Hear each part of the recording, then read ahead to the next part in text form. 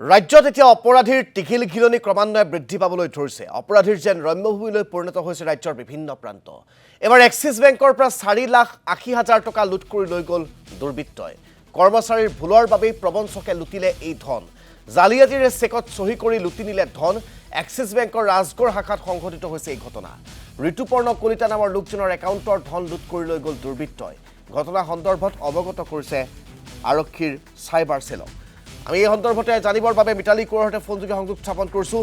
মিতালী কোঁৱৰ, গোটেই বিষয়টো এনেকুৱা হৈছে এতিয়া যে অপৰাধীৰ ৰম্যভূমি হৈ পৰিছে সমগ্ৰ গুৱাহাটী মহানগৰী। ক'ৰবাত হত্যা, ক'ৰবাত ধৰ্ষণ, ক'ৰবাত লুণ্ঠন, ক'ৰবাত প্ৰবঞ্চনা, চিলনী চুৰ, ডকাইত এইবোৰ আছেই। এতিয়া মানুহৰ একাউণ্টৰ পৰাও দুৰ্বৃত্তই ধন সৰকাই নিব পৰা হ'ল 4 লাখৰো ওপৰত। এই গোটেই বিষয়টো সন্দৰ্ভত মই আপোনাৰ পৰা জানিব বিচাৰিম।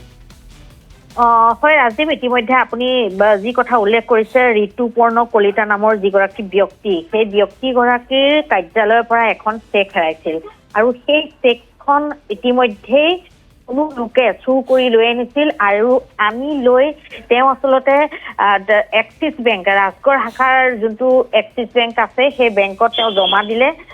কোনো দুৰ্বৃত্তই আনি পেলাই তেওঁক জমা দিলে তাতেই, আৰু সেই তাৰ পৰা ভুল চহীৰে আচলতে টকা উলিয়াই পেলাই লৈ গ'ল। কিন্তু সেই কথা যেতিয়া তেওঁ ফোনত মেছেজ আহিল, তাৰ পিছতহে গম পালে যে তেওঁ একাউণ্টৰ পৰা 4,80,000 টকা ইতিমধ্যে লুটি লৈ গৈছে বুলি গম পোৱা গ'ল।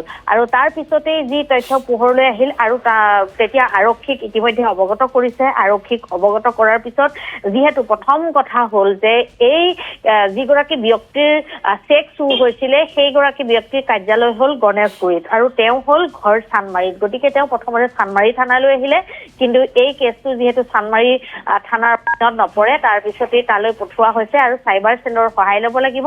আৰু গতিকে এনেধৰণে এতিয়া কথা হৈছে যে বেংক কৰ্তৃপক্ষ মূলতে জগৰীয়া। এই যি ঘটনা সংঘটিত হ'ল বেংক কৰ্তৃপক্ষ জগৰীয়া, কিয়নো বেংক কৰ্তৃপক্ষই এবাৰ চেক কৰিব লাগিছিলে যে জালি চহী যে আছে সেইটো চেক কৰিব লাগিছিলে, কিন্তু সেই চহী তেওঁলোকে চেক নকৰিলে আৰু চেক নকৰাৰ পৰিণতিত আচলতে এনেধৰণে গোটেই যি 4,80,000 টকা, সেই 80 লাখ টকা হেৰুৱাব, 4,80,000 টকা হেৰুৱাব লগা হ'ল।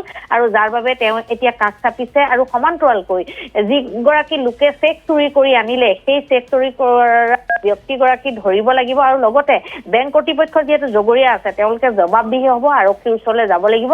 মুঠতে কোনো লোকে এনেধৰণে এতিয়া বহু ক্ষেত্ৰত দেখিবলৈ পোৱা যায় যে বিভিন্ন যিসমূহ এনেকুৱা ফাইনেন্সিয়েল ফ্ৰড, সেইসমূহত বেংক কৰ্তৃপক্ষও যে জড়িত আছে নেকি, তেনেকুৱা এক সন্দেহ দেখা পোৱা গৈছে। ৰাজদীপ, ধন্যবাদ জ্ঞাপন কৰিছোঁ আপোনাক এই মুহূৰ্তত সবিশেষ জনোৱাৰ বাবে।